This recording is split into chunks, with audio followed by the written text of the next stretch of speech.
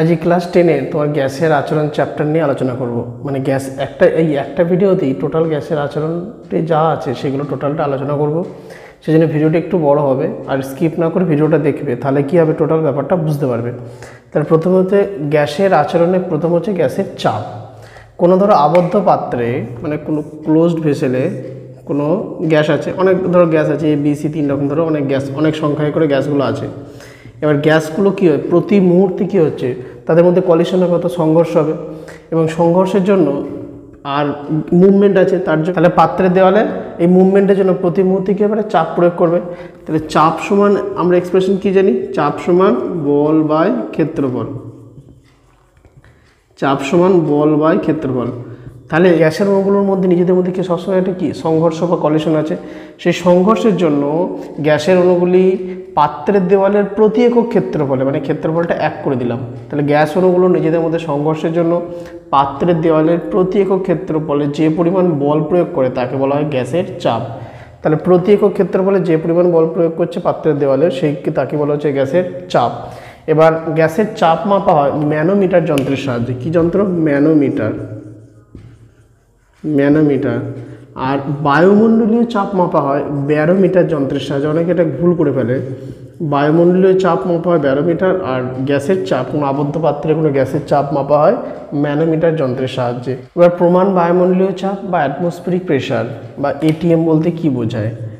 প্রমাণ বায়ুমণ্ডলীয় চাপ আশা করি তোমার সংজ্ঞা সবাই জানো, যে 0 ডিগ্রি সেলসিয়াস উষ্ণতায় 45 ডিগ্রি অক্ষাংশের সমুদ্রপৃষ্ঠে 76 সেমি উঁচু পারস্তম্ভের চাপকে তোমার প্রমাণ বায়ুমণ্ডলীয় চাপ বা ATM অ্যাটমসফেরিক চাপ বলা হয়। এবার সিজিএস পদ্ধতিতে এই প্রমাণ বায়ুমণ্ডলীয় চাপের মান কত হবে? আমরা P সমান কি জানি, H/D/G। H কত বলো? 76 সেমি। এবার পারদের ঘনত্ব কী হয়? 13.6 গ্রাম পার সিসি। জি এর মান 980। এবার এই ভ্যালুগুলো টোটাল গুণ করলে হবে 1.01325 × 10⁶ পার সেমি স্কোয়ার। এটা হচ্ছে সিজিএস পদ্ধতিতে তোমার বায়ুমণ্ডলীয় চাপের হচ্ছে মান। যদি বলে এসআই পদ্ধতিতে কত হবে, এসআই পদ্ধতিতে ভ্যালুগুলো একটু খেয়াল রাখতে হবে। এগুলো পরীক্ষায় কিন্তু আসে, 1 নম্বরের কোশ্চেন আসে, MCQ তো থাকতে পারে। 325 এসআই পদ্ধতি হলে, তাহলে সিজিএস হলো এটা। এসআই হচ্ছে 1.01325 × 10⁵ নিউটন পার মিটার স্কোয়ার। এটা হচ্ছে এসআই। এবার 1 নিউটন পার মিটার স্কোয়ার এটাকে বলা হচ্ছে পাস্কাল। তাহলে এটাকে আমি বলতে পারি 1.01325 × 10⁵ পাস্কাল। আর চাপের বৃহৎ একক হচ্ছে বার। এর 1 বার মানে হচ্ছে 10⁵ পাস্কাল। তাহলে যদি এইটাকেই তোমার বারেতে কনভার্ট করা, তাহলে কি হবে? 1.01325 তোমার বার, চাপের বৃহৎ একক। আবার চাপের ক্ষুদ্রতম একক হচ্ছে টর, TORR। তাহলে 1 টর মানে হচ্ছে 1 মিলিমিটার মার্কারি পারস্তম্ভের চাপ। 1 টর মানে 1 mmHg। এগুলো গেল তোমার সব চাপের বিভিন্ন সব এককের ব্যাপার। এবার এই গ্যাসের আচরণ চ্যাপ্টারের প্রথম যে সূত্রটা আছে সেটা হচ্ছে কি, বয়েলের সূত্র। বয়েলের সূত্রটা কি? চাপ আর আয়তন সংক্রান্ত সূত্র।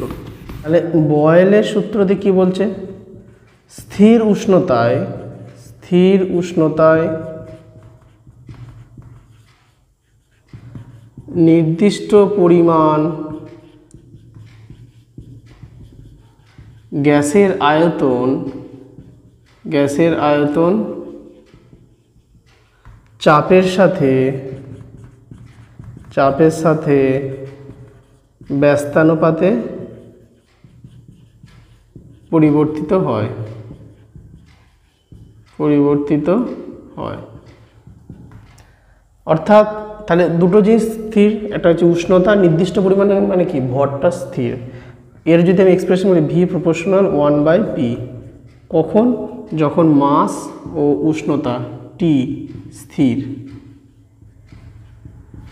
এবার যখন প্রপোর্শনাল চিহ্ন উঠে যায় তখন একটা কনস্ট্যান্ট টার্ম আসে, কে লিখলাম, তাহলে পিভি ইকুয়াল টু কে মানে হচ্ছে ধ্রুবক বা কনস্ট্যান্ট। তাহলে পিভি ইকুয়াল টু কনস্ট্যান্ট বললে আমি এরকম বলতে পারি P1 V1 সমান P2 V2। এই P1 V1 সমান P2 V2 এই সূত্রের সাহায্যে বয়েলের সূত্রের অঙ্ক হয়। এবার তাহলে পি এর সাথে ভি এর গ্রাফ যদি বলি, পি এর সাথে ভি, তাহলে একটা বাড়লে আরেকটা কি বললাম কমবে, কারণ ব্যস্তানুপাতি আছে। পি এর সাথে ভি হচ্ছে ছবিটা এরকম। এটা মানে কি চাপটা যদি আমি বাড়ানো কমাচ্ছি, দেখো চাপটা কমছে তাহলে আয়তনটা এদিকে বাড়ছে, এদিকে মানে চাপটা যদি কমছে আয়তনটা এদিকে বাড়ছে। এই লেখচিত্রটার প্রকৃতি হচ্ছে সমপরাবৃত্ত। অনেক সময় কোশ্চেন দেয় যে বয়েলের সূত্রে লেখচিত্রের প্রকৃতিটা কী। তাহলে আবার একটা কি বলছি, পিভি সমান কনস্ট্যান্ট। তাহলে পিভির সাথে যদি তোমার পি এর ছবি আঁকতে দেয়, পিভির ভ্যালুটা কি কনস্ট্যান্ট, তাহলে এটা কী হবে চাপ অক্ষের সমান্তরাল, চাপ অক্ষের সমান্তরাল পিভি ভার্সেস পি। এবার তোমার কোশ্চেন দিতে পারে যে ধরো তোমার সাইকেলে পাম্প দেওয়া বা ফুটবল ভলিবল এগুলো পাম্প দেওয়ার সময় তোমার চাপ বাড়ানো হচ্ছে আবার আয়তনও কিন্তু বাড়ছে, তাহলে সেক্ষেত্রে কি বয়েলের সূত্রটি লঙ্ঘিত হচ্ছে? মানে সাইকেলে যখন পাম্প দেওয়া হচ্ছে তখন চাপ দিয়ে বাড়ানো হচ্ছে কিন্তু আয়তনটা বাড়ছে, কিন্তু এখানে সূত্রে কি বলেছি চাপ বাড়ালে আয়তন কমবে, কিন্তু এক্ষেত্রে কি বললাম চাপ বাড়ছে আবার আয়তনও বাড়ছে, তাহলে কি বয়েলের সূত্রটি লঙ্ঘিত হচ্ছে, মানে এখানে কি ভায়োলেট হচ্ছে বয়েলের সূত্রটি? উত্তর হবে না, কারণ বয়েলের সূত্রে কি বলা আছে নির্দিষ্ট পরিমাণ গ্যাস, অর্থাৎ গ্যাসের ভরটা নির্দিষ্ট করে দেওয়া আছে। কিন্তু যখন এই সাইকেলে পাম্প দেওয়া হচ্ছে তখন ভরটা কিন্তু নির্দিষ্ট থাকছে না, ভরটা কি হচ্ছে বেড়ে যাচ্ছে। তাহলে ভর যেহেতু নির্দিষ্ট থাকছে না অর্থাৎ ভরটা পরিবর্তনশীল হয়ে যাচ্ছে বা ভর বেড়ে যাচ্ছে, তাহলে এক্ষেত্রে বয়েলের সূত্রটা কিন্তু প্রযোজ্যই হবে না, বয়েলের সূত্রটা কিন্তু প্রযোজ্য হবে না। যেহেতু বয়েলের সূত্রটি প্রযোজ্য হবে না তাই এখানে ভায়োলেট হওয়ার বা লঙ্ঘিত হওয়ার কোনো প্রশ্নই নেই। এটা অনেক সময় 1 নম্বরে কোশ্চেন দেয়। বয়েলের সূত্রের একটা অঙ্ক বলছি, ধরো ঘরের তাপমাত্রায় 76 সেমি মার্কারি চাপে কোনো নির্দিষ্ট ভরের গ্যাসের আয়তন 1 লিটার, তাপমাত্রা অপরিবর্তিত রেখে 19 সেমি মার্কারি চাপে গ্যাসের আয়তন কত হবে? তাহলে বয়েলের সূত্রের কি ফর্মুলা, P1 V1 সমান P2 V2 এই সূত্রের সাহায্যে অঙ্কটা হবে। তাহলে P1 হচ্ছে 76, V1 হচ্ছে 1 লিটার, P2টা বলেছে 19 সেমি বা 19, আর V2টা কত হবে? তাহলে ফর্মুলা বসাবো, তাহলে 76 × 1 সমান 19 × V2, তাহলে V2 কত হবে 76/19 মানে হচ্ছে 4 লিটার। এখানে দেখো চাপ থেকে চাপ অনেক কমে গেছে, 76 4 ভাগ হয়ে গেছে চাপ, তাহলে আয়তনটা অবশ্যই 4 গুণ হয়ে যাবে, তাহলে আয়তন হয়ে গেছে ছিল 1 লিটার হয়ে গেছে 4 লিটার। এবার বয়েলের সূত্রে আরেকটা অঙ্ক বলছি, যে ধরো ঘরের তাপমাত্রায় 76 সেমি পারদ চাপে কোনো নির্দিষ্ট ভরের গ্যাসের আয়তন 5 লিটার এবং 100 সেমি পারদ চাপে আয়তন হচ্ছে 3.8 লিটার, দেখাও যে গ্যাসটি বয়েল সূত্র মেনে চলে। তাহলে বয়েল সূত্র মেনে চললে কি ফর্মুলা মেনে চলবে, P1 V1 সমান P2 V2 এটা হবে। তাহলে আমি প্রথমে এর P1 V1 বের করব, P1 V1, P1 হচ্ছে 76, V1 হচ্ছে 5, তাহলে 5 6 30, 5 7 35 আর 3 হচ্ছে 80, 380। আর P2 V2 বের করব, P2 V2 কত হচ্ছে 100 × 3.8, যদি প্রেশার এটা আয়তন এটা, তাহলে এটা কত হবে 380, তাহলে P1 V1 সমান P2 V2 হয়ে গেল। তাহলে এটি বয়েলের সূত্রটি মেনে চললো। এই সূত্রে একটা প্রশ্ন হয় যে কোনো একটা ধরো তরলের তলদেশে কোনো একটা বুদবুদ আছে, সেই বুদবুদটা যদি ক্রমশ উপরের দিকে উঠতে থাকে সেই বুদবুদটার আয়তন বাড়বে না কমবে, এবং কারণ সহ লেখো। দেখো তরলের যখন নিচে তলে বুদবুদটা আছে তখন তার উপর টোটাল তরলের চাপটা আছে, যখন বুদবুদটা উপরের দিকে উঠছে তাহলে সেই বুদবুদের উপরে তরলের পরিমাণ কমছে, অর্থাৎ চাপটা ক্রমশ কমতে থাকছে। তাহলে যেহেতু বুদবুদটা নিচে থেকে উপরে ওঠার জন্য তরলের পরিমাণ কমছে, সেজন্য তরলের যে চাপটা বুদবুদের উপর ছিল সেই চাপটা ক্রমশ কমছে, চাপ কমার জন্য বুদবুদটার আয়তন ক্রমশ বৃদ্ধি পাবে। তাহলে বলতে গেলে 1 নম্বরে যদি কোশ্চেন দেয় যে তাহলে বুদবুদটা নিচে থেকে উপরের দিকে উঠলে তার আয়তনটা ক্রমশ বৃদ্ধি পাবে। এটা একটা বয়েলের সূত্রের একটা কোশ্চেন আছে। এবার হচ্ছে চার্লসের সূত্রে, চার্লসের সূত্রটি কি, চার্লসের সূত্র হচ্ছে তোমার উষ্ণতার সাথে তোমার আয়তনের কি পরিবর্তন হয় সেই সংক্রান্ত সূত্র। তাহলে চার্লসের সূত্রটা হচ্ছে স্থির চাপে, এখানে চাপ স্থির থাকতে হবে, স্থির চাপে নির্দিষ্ট পরিমাণ কোনো গ্যাসের প্রতি 1 ডিগ্রি সেলসিয়াস উষ্ণতা বৃদ্ধি বা হ্রাসের জন্য গ্যাসটির 0 ডিগ্রি সেলসিয়াস উষ্ণতায় যে আয়তন থাকে তার 1/273 অংশ যথাক্রমে কথাটা কেন লিখছি, যথাক্রমে কারণটা হচ্ছে এই যে 1 ডিগ্রি সেলসিয়াস উষ্ণতা বৃদ্ধি বা হ্রাসের জন্য, তাহলে এখানে যথাক্রমে লিখে যথাক্রমে বৃদ্ধি আগে লিখেছি, এখানেও বৃদ্ধি আগে লিখব, যথাক্রমে বৃদ্ধি বা হ্রাস পায়। এখানে ভুলটা যেটা হয়, এখানে আমি বৃদ্ধি লিখে দিই, অনেকে কি করে দেয় এখানে হ্রাস লিখে দেয় আগে, মানে উষ্ণতা বাড়লে আয়তন বাড়ে, তাহলে আমি এখানে লিখছি 1 ডিগ্রি সেলসিয়াস উষ্ণতা বৃদ্ধি হচ্ছে, প্রথমে লিখলাম বৃদ্ধি হচ্ছে, তাহলে 1/273 অংশ আয়তনটা কী হবে বাড়বে, তাহলে এইখানে বৃদ্ধি লিখলে আগে এখানে বৃদ্ধি লিখবে, এটা একটু খেয়াল রাখার জায়গা। আর যে কোনো সূত্র মানে কি যে ভাষা থাকে তোমার সেই ডিটো সেই ভাষায় বলতে হবে। এবার তাহলে এটা ব্যাখ্যাটা যদি বলা হয় চার্চের সূত্রটি ব্যাখ্যা করো, সেটা হচ্ছে তাহলে ধরি 0 ডিগ্রি সেলসিয়াস উষ্ণতায় গ্যাসটির আয়তন আমি ধরছি V0, 0 ডিগ্রি সেলসিয়াস উষ্ণতা আয়তনটা V0 ধরছি, তাহলে 1 ডিগ্রি সেলসিয়াস উষ্ণতা বৃদ্ধিতে আয়তন বাড়বে কত, আয়তন বাড়বে সমান V0 × 1/273, তাহলে আয়তন ছিল V0 হলো V0 × 1/273, তাহলে 1 ডিগ্রি সেলসিয়াস উষ্ণতা বৃদ্ধিতে আয়তন বেড়ে হয় V1 লিখছি, V1 সমান V0 প্লাস V0 × 1/273, মানে হচ্ছে V0 যদি কমন নিই তাহলে 1 প্লাস 1/273, তাই V1 সমান এটা হলো।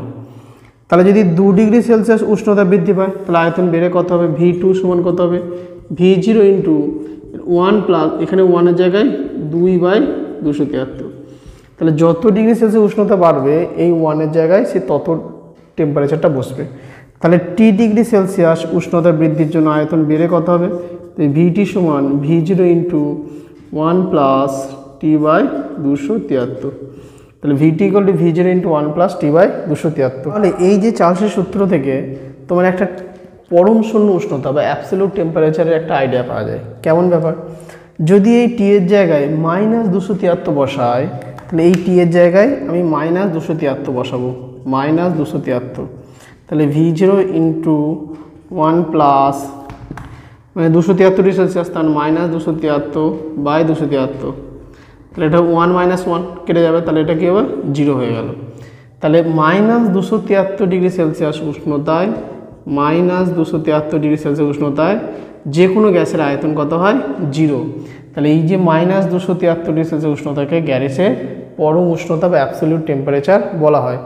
তাহলে আমরা এখানে একটা কি জানি, ক্যাপিটাল টি বা কেলভিন স্কেলে উষ্ণতা কি হয় সমান স্মল টি বা সেলসিয়াস স্কেল প্লাস 273, তাহলে সেলসিয়াস স্কেলে অ্যাবসলিউট টেম্পারেচারের ভ্যালু কত -273, তার সাথে 273 যোগ করব মানে হচ্ছে 0 কেলভিন, তাহলে পরম শূন্য উষ্ণতার সেলসিয়াস স্কেলে উষ্ণতা -273 ডিগ্রি সেলসিয়াস আর কেলভিন স্কেলে উষ্ণতা হচ্ছে 0 কেলভিন, এটা খেয়াল রাখতে হবে। এবার আরেকটা জিনিস এখানে খেয়াল রাখার যে কেলভিন স্কেলে টেম্পারেচার কখনোই ঋণাত্মক হয় না, অনেক সময় দেয় নিচের কোন উষ্ণতাটির অস্তিত্ব নেই, হয়তো 4টে অপশন দিয়ে দিল। খেয়াল রাখবে কেলভিন স্কেলে যদি নেগেটিভ থাকে, কেলভিন স্কেলে ধরো -5 কেলভিন এই টেম্পারেচারটা হয়তো আছে, সেই টেম্পারেচারের অস্তিত্ব থাকবে না। কেলভিন স্কেলে ভ্যালু কখনোই নেগেটিভ হয় না, কেলভিন স্কেলে ন্যূনতম ভ্যালু হতে পারে 0, তার নিচে কেলভিন স্কেলে টেম্পারেচার হয় না, কিন্তু সেলসিয়াস স্কেলে মাইনাসও হতে পারে, কেলভিন স্কেল সবসময় পজিটিভ বা 0 থেকে শুরু হবে, টোটাল নেগেটিভ কখনোই হবে না। এইবার এখানে একটা দেখো, এই যে এখানে যদি 273 আমি লসাও করি তাহলে VT সমান যদি করি তাহলে V0 × 273 লসাও করলাম, তাহলে 273 যোগ স্মল টি, তার মানে অ্যাকচুয়ালি কী হলো V0 × ক্যাপিটাল T/273, তাহলে অ্যাকচুয়ালি বলতে পারি V প্রপোর্শনাল ক্যাপিটাল T, অর্থাৎ উষ্ণতা বাড়লে আয়তন বৃদ্ধি পায়। এবার ভি প্রপোর্শনাল ক্যাপিটাল টি, তার মানে এটা কী বলতে পারি, V by T equal to কি constant, V by T equal to constant বা ধ্রুবক।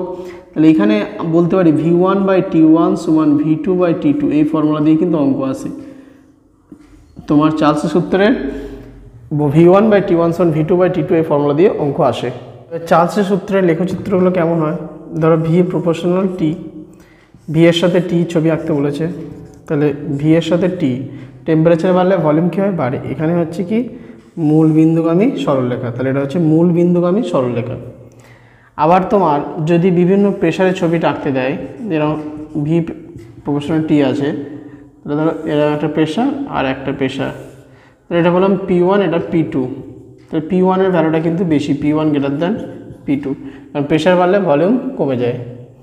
এবার ভি এর সাথে যদি স্মল টি, এটা ক্যাপিটাল টি দিলাম, যদি স্মল টির ছবি আঁকতে দেয়, তাহলে এখানে এখনই এক্সপ্রেশনটা কি লিখেছিলাম, ভিটি সমান V0 into 1 plus T by 273, T এর ভ্যালু হতে পারে নেগেটিভে কত, -273 পর্যন্ত। তাহলে আমি তাহলে এইখানটায় -273 বললাম, এইখান থেকে এই যে জায়গাটা, কারণ এই যে ভ্যালুটা এটা হচ্ছে -273 ডিগ্রি সেলসিয়াস, ভি এর সাথে এটা হচ্ছে স্মল টি। তাহলে এটা চার্লসের সূত্রের একটা অঙ্ক। ধরো বলছে বায়ুনিরুদ্ধ পিস্টনযুক্ত একটি লোহার চোঙে অক্সিজেন গ্যাসকে 25 ডিগ্রি সেলসিয়াসে আবদ্ধ করা হয়েছে। স্থির চাপে কোন তাপমাত্রায় আবদ্ধ গ্যাসটির আয়তন প্রাথমিক আয়তনের 3 গুণ হবে। তাহলে এই চার্লসের সূত্রের ফর্মুলা কি জানি, V1 বাই T1 সমান V2 বাই T2, এই ফর্মুলার সাহায্যে অঙ্কটা হবে। তাহলে প্রাথমিক আয়তন V1 সমান আমাদের হচ্ছে ভি, প্রাথমিক উষ্ণতা T1 25 ডিগ্রি সেলসিয়াস বলেছে, তার মানে 273 যোগ 25, তার মানে 298 কেলভিন। V2টা কত, V2টা বলেছে আয়তন প্রাথমিক আয়তনের 3 গুণ হবে, তাহলে V2টা কত হবে, প্রাথমিক আয়তনের 3 গুণ মানে 3V, V এর 3 গুণ। তাহলে কোন তাপমাত্রায় T2টা এখানে বের করতে হবে, তাহলে এখানে ভ্যালুগুলো বসাবো, V1 এর জায়গায় V, T1 এর জায়গায় 298, V2 এর জায়গায় 3V, এখানে T2, তাহলে T2 সমান কত হবে, দেখো কোনাকুনি এখানে VV কেটে যাবে, 3 গুণ 298, তাহলে 3 8 24 4 হাতে থাকছে 2, 3 9 27, 27 আর 2 29, হাতে থাকছে 2, 3 2 6 দিয়ে 8, 894 কেলভিন। তাহলে এটা সেলসিয়াসে কত হবে, সেলসিয়াসে যদি বলা হয় তাহলে 894 বিয়োগ 273, তাহলে 3 আর 1 4, 7 আর 2 9, 2 621 ডিগ্রি সেলসিয়াস। সেলসিয়াস স্কেলে এটা, কেলভিন স্কেলে এটা। বয়েলের সূত্র অনুসারে ভি প্রপোর্শনাল 1/p, আর চার্লসের সূত্র অনুসারে ভি প্রপোর্শনাল টি। তাহলে অ্যাকচুয়ালি দুটো সূত্রকে কম্বাইন করে বলতে পারি কি, ভি প্রপোর্শনাল, তাহলে চার্লস এবং বয়েল উভয় সূত্র অনুসারে V proportional T by P. তাহলে যদি আমি কোনাকুনি গুণ করে দিই পিভি বাই টি, তাহলে পিভি বাই টি এটা মানে কি বলতে পারি, এটা কনস্ট্যান্ট বা ধ্রুবক। তাহলে এক্ষেত্রে বলতে পারি P1 V1 বাই T1 সমান P2 V2 বাই T2। তাহলে এই ফর্মুলার সাহায্যে তোমার অঙ্ক পড়তে পারে, যে যেখানে যদি চাপ, আয়তন, উষ্ণতা সবই যদি পরিবর্তন করে দেয়, মানে বয়েলের সূত্রে যেমন কি তোমার উষ্ণতাটা স্থির ছিল, চার্লসের সূত্রে চাপটা স্থির ছিল, ভরটা তো সব জায়গাতেই স্থির আছে। হ্যাঁ, এটা একটা কোশ্চেন দেয় যে কোন রাশিটি চার্লস এবং বয়েল উভয়ের সূত্রতেই ধ্রুবক, সেটা হচ্ছে ভর। 1 নম্বরে কোশ্চেন দেয় উভয় সূত্রতে ধ্রুবক হচ্ছে ভর, তাহলে এই সূত্র দিয়েও অঙ্ক পড়ে। স্যার বয়েল উভয় সূত্রের যে অঙ্কটা একটা দিচ্ছি, দেখো বলছে 27 ডিগ্রি সেলসিয়াস তাপমাত্রায় কোনো গ্যাসকে উত্তপ্ত করলে তার চাপ ও আয়তন উভয় দ্বিগুণ হয়, তাহলে গ্যাসটির চূড়ান্ত উষ্ণতা কত। তাহলে চার্লস এবং বয়েল উভয় সূত্র অনুসারে আমরা কি জানি, P1 V1 বাই T1 সমান P2 V2 বাই T2। এটা কিন্তু তোমার প্রথমে লিখতে হবে চার্লস এবং বয়েলের সূত্র অনুসারে। এবার P1 ইনিশিয়াল প্রেশার আমি ধরছি P, V1 ইনিশিয়াল ভলিউম ধরছি V, T1টা কত বলা আছে 27 ডিগ্রি সেলসিয়াস, তার মানে 273 যোগ 27, তার মানে তোমার 300 কেলভিন। P2টা কত হবে, দেখো চাপ ও আয়তন উভয় দ্বিগুণ হয়ে গেল, তাহলে P2টা হবে ইনিশিয়াল প্রেশারের দ্বিগুণ, তার মানে 2 টাইমস 2P। ভলিউমটাও বলছে দ্বিগুণ, অর্থাৎ 2 টাইমস, তাহলে ভলিউমটা হবে 2V। তাহলে ফাইনাল টেম্পারেচার কত হবে, T2টা কত হবে, তাহলে ফর্মুলায় বসাবো। তাহলে P1 এর জায়গায় P, V1 এর জায়গায় V, টেম্পারেচার T1 এর জায়গায় 300, তারপরে P2 এর জায়গায় 2P, V2 এর জায়গায় 2V, টেম্পারেচারটা তোমার বের করতে হবে, T2টা বের করবো। তাহলে দেখো এই পি পি ভি সব কেটে যাবে, তো T2টা কত হবে 4 দিয়ে 300 গুণ হবে, 4 × 300, তার মানে 1200 কেলভিন। তাহলে 1200 কেলভিন উষ্ণতা, তো গ্যাসটির চূড়ান্ত উষ্ণতা হবে 1200 কেলভিন। আর গ্যাস কয় প্রকার? গ্যাস হচ্ছে দুই প্রকার, একটা হচ্ছে আদর্শ গ্যাস, একটা হচ্ছে বাস্তব গ্যাস। আদর্শ গ্যাস বা আইডিয়াল গ্যাস, আদর্শ গ্যাস বা আইডিয়াল গ্যাস বলছে যে সমস্ত গ্যাস যে কোনো শর্তে বা সব শর্তে চার্লস এবং বয়েল উভয় সূত্রকে মেনে চলে তাদের বলে আদর্শ গ্যাস। এবার আদর্শ গ্যাসের সমীকরণ আছে PV = nRT, এই সমীকরণকে মেনে চলে যে কোনো গ্যাস আর কি, সেই এটা হচ্ছে আদর্শ গ্যাসের অবস্থার সমীকরণ, তাদের বলা হয় আদর্শ গ্যাস। আর যে সমস্ত গ্যাস চার্লস এবং বয়েলের সূত্রকে মেনে চলে না তাদের বলা হয় বাস্তব গ্যাস। বাস্তব গ্যাসের অবস্থার সমীকরণটা একটু আলাদা, এটা কিন্তু আদর্শ গ্যাসের অবস্থার সমীকরণ। এবার অ্যাভোগাড্রো প্রকল্প কি বলছে? অ্যাভোগাড্রো প্রকল্প, অ্যাভোগাড্রো হাইপোথিসিস। অ্যাভোগাড্রো প্রকল্প হচ্ছে একই চাপ ও উষ্ণতায় সম-আয়তন সকল গ্যাসে সমসংখ্যক অণু বর্তমান থাকে, V = N। একই চাপ ও উষ্ণতায় সম-আয়তন সকল গ্যাসে সমসংখ্যক অণু বর্তমান থাকে, অর্থাৎ অণুর সংখ্যা যদি বেড়ে যায় গ্যাসের আয়তন কিন্তু বেড়ে যাবে। এবার তাহলে এটা হচ্ছে অ্যাভোগাড্রো প্রকল্প। চার্লসের সূত্রে এখন কি বললাম? V = T। বয়েলের সূত্রে কি বললাম? V = 1/P। তাহলে তিনটে সূত্র যদি কম্বাইন করা হয়, তাহলে V = কি হবে? Tn/P, Tn/P।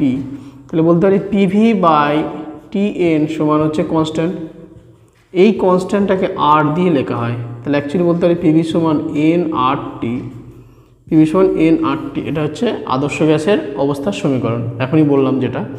এই আরটাকে বলা হয় universal gas constant, universal gas constant বা বাংলায় বলা হয় সার্বজনীন গ্যাস ধ্রুবক, সার্বজনীন গ্যাস ধ্রুবক। এই যে PV, এই এককটা হচ্ছে অ্যাকচুয়ালি শক্তির একক, PV এককটা হচ্ছে শক্তির একক। তোমার শক্তির একক এসআই পদ্ধতিতে হলে কী হয়? জুল, সিজিএস পদ্ধতিতে হলে আর্ক। তাহলে আর এর ইউনিটটা কী হবে? আর এর ইউনিটটা তোমার যদি সিজিএসে বলি তাহলে এটা আর্ক তোমার মোল ইনভার্স, আর কি হবে? PV/NT। তাহলে PV মানে শক্তি আর্ক, N মানে হচ্ছে মোল সংখ্যা, তাহলে মোল ইনভার্স টেম্পারেচার মানে কেলভিন ইনভার্স।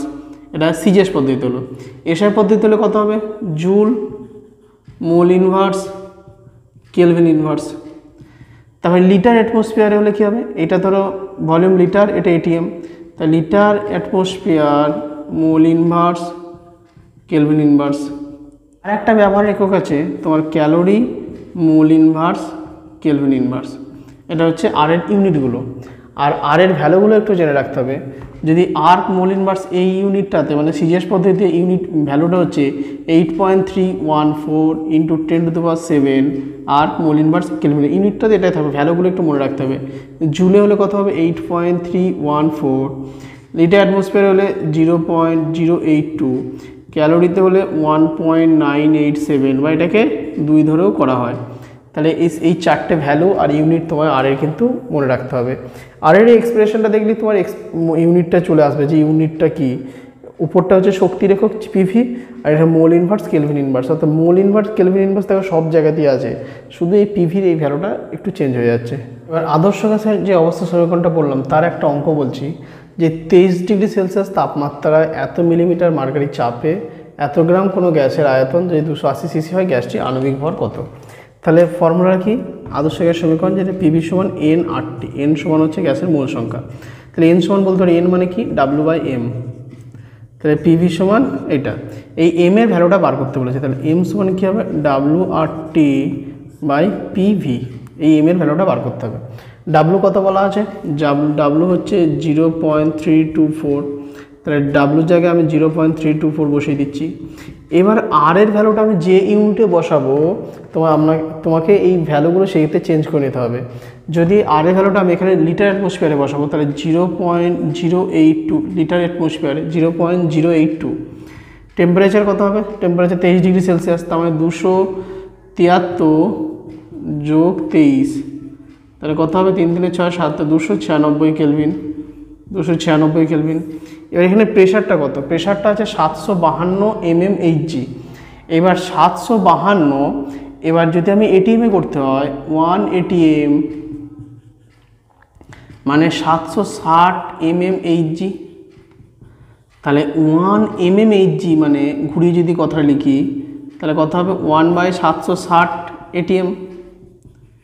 তাহলে এখানে কত mmHg আছে 752 মিলিমিটার মার্কারি মানে কত এটিএম হবে, তাহলে এটা হবে 752 গুণ হয়ে যাবে, তাহলে 752/760 এত এটিএম। তাহলে প্রেশারের জায়গায় আমি কত বসাবো 752/760। তো এখানে তোমার এই জিনিসটা একটু খেয়াল রাখতে হবে, 1 ATM মানে 760 মিলিমিটার মার্কারি। আর ভলিউমটা কত আছে, ভলিউমটা লিটারে বসবে। এখানে তোমার আছে সিসি। সিসি মানে কি, সিসি মানে হচ্ছে ঘনসেমি বা কিউবিক সেন্টিমিটার, কিউবিক সেন্টিমিটার। তাহলে 1 সিসি মানে হচ্ছে 1 ml, তাহলে 280 সিসি মানে হচ্ছে 280 ml। তাহলে যদি লিটারে করি তাহলে 1000 দিয়ে ভাগ হবে, অর্থাৎ 280/1000 লিটার। তাহলে এখানে ভলিউমের জায়গায় বসাবো 280/1000। এবার এই ব্যাপারটা ক্যালকুলেশন করে তোমার মলিকুলার ওয়েটটা বের করতে হবে।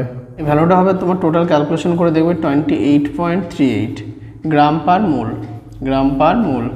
তাহলে এটা হচ্ছে তোমার এই গ্যাসটির আণবিক ভর বা মলিকুলার ওয়েট। একটা কোশ্চেন বলছি, ধরো শুষ্ক বায়ু অপেক্ষা আর্দ্র বায়ু লঘু হওয়ার কারণ কি। নর্মাল আমরা কি জানি, ধরো একটা বালির বস্তা, একটা ভিজে বালির বস্তা, একটা মানে শুকনো বালির বস্তা। শুকনো বালির বস্তাতে ওটা যদি ভিজে যায় তাহলে কিন্তু ভিজে হয়ে গেলে তার ওজনটা কিন্তু অনেক বেশি হয়ে যাবে। কিন্তু এক্ষেত্রে কী হয়ে যাচ্ছে, বলছে শুষ্ক বায়ু অপেক্ষা আর্দ্র বায়ু মানে বাতাসটা যদি আর্দ্র থাকে অর্থাৎ জলীয় বাষ্প যদি বেশি থাকে সেক্ষেত্রে সেটা কিন্তু লঘু হয়ে যাচ্ছে।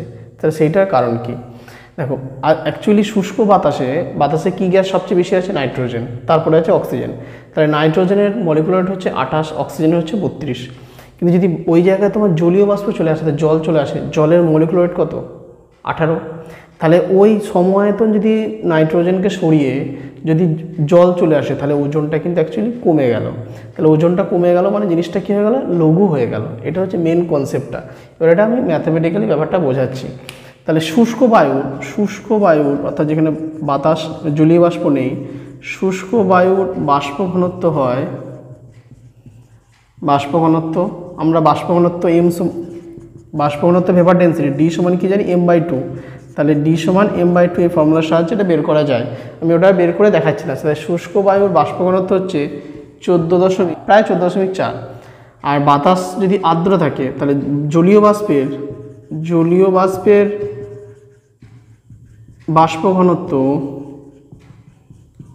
ঘনত্ব কত হবে, মলিকুলারকে 2 দিয়ে ভাগ, 18কে 2 দিয়ে ভাগ মানে হচ্ছে 9।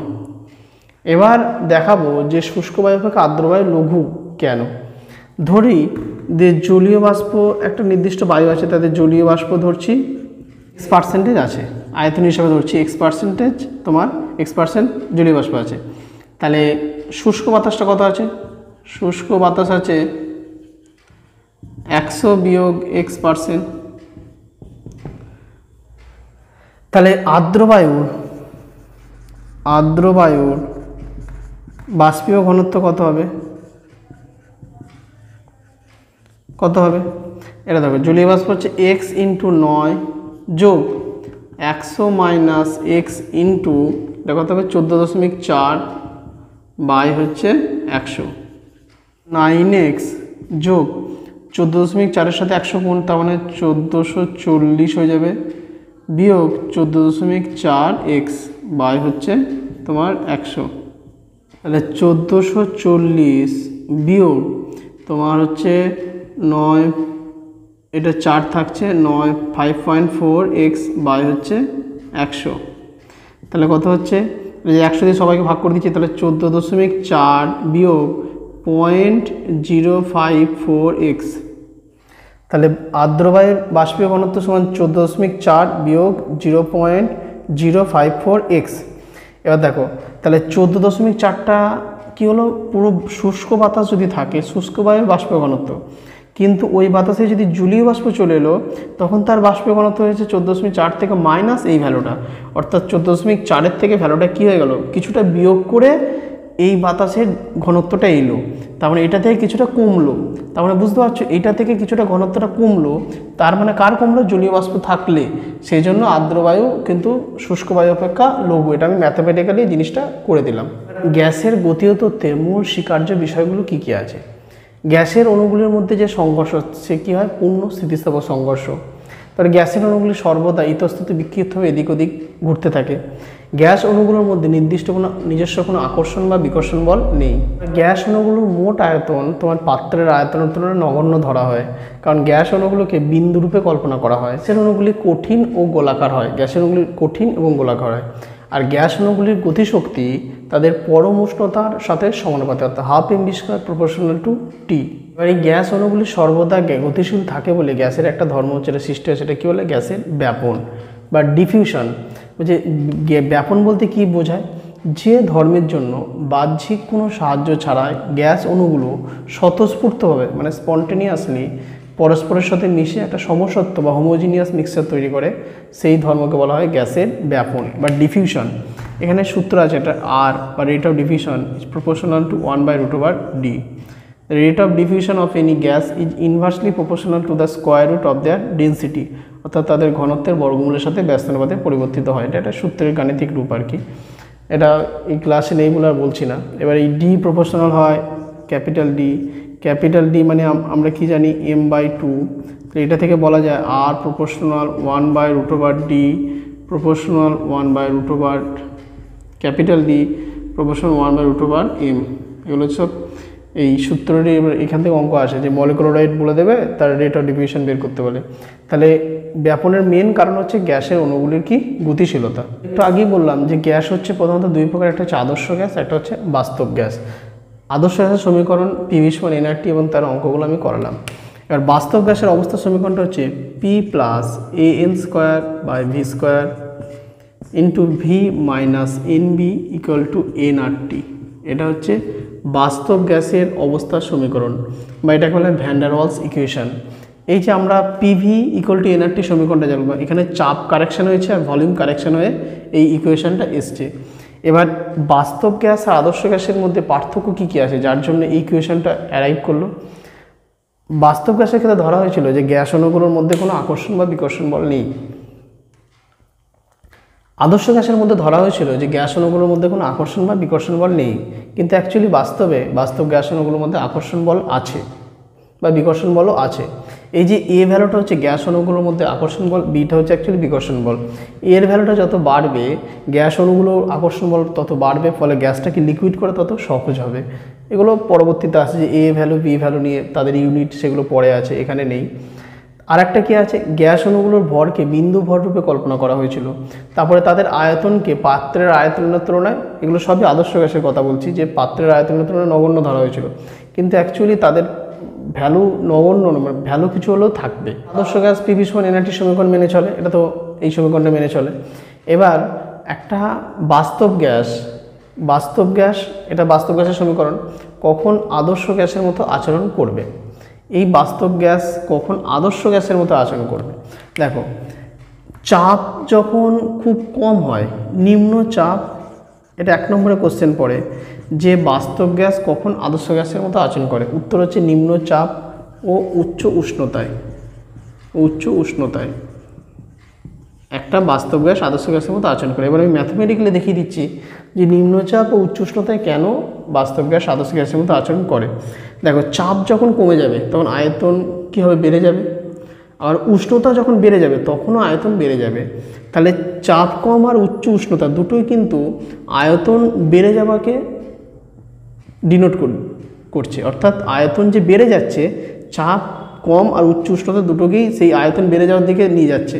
তাহলে আয়তন যদি বেড়ে যায় তাহলে AN²/V² এই ভ্যালুটা কী হবে? নিচের অংশ বেড়ে গেল, তাহলে এই ভ্যালুটা কী হবে? কমে যাবে, মানে খুবই কমে যাবে। এই ভ্যালুটা খুবই কমে যাওয়ার জন্য P + AN²/V² এই ভ্যালুটা প্রায় P এর সাথে সমান হয়ে যাবে, কারণ এই ভ্যালুটা ভেরি নেগলিজেবল, খুবই নগণ্য হয়ে যাবে। আবার এটা খুব বেড়ে গেছে, তাহলে V - NBটা প্রায় V এর সাথে সমান হয়ে যাবে। তাহলে ইকুয়েশনটা হয়ে গেল PV হয়ে গেল, তাহলে PV = nRT হয়ে গেল। তাহলে এই বাস্তব গ্যাসের সমীকরণটা আদর্শ গ্যাসের সমীকরণে পরিণত হয়ে গেল। সেই জন্য নিম্নচাপ ও উচ্চ উষ্ণতায় বাস্তব গ্যাস আদর্শ গ্যাসের মতো আচরণ করে। এখানে একটা কথা ধরো, আদর্শ গ্যাসের অণুগুলোর মধ্যে কোনো আকর্ষণ বল না থাকার জন্য কিন্তু আদর্শ গ্যাসের অণুগুলোকে কিন্তু তরলে পরিণত করা যাবে না, কিন্তু বাস্তব গ্যাসের অণুগুলোর মধ্যে আকর্ষণ বল আছে, সেই জন্য বাস্তব গ্যাসের অণুগুলোকে তরলে পরিণত করা যাবে। এটা 1 নম্বরে অনেক সময় কোশ্চেন দেয়। আজকের ভিডিওতে টোটাল গ্যাসের আচরণ চ্যাপ্টারটা, টোটাল সূত্র, তাদের অঙ্ক, তাদের গ্রাফিক্যাল, তাদের যে লেখচিত্র সবগুলি আলোচনা করলাম। আশা করি তোমাদের এই ভিডিওটার মাধ্যমে উপকার হবে।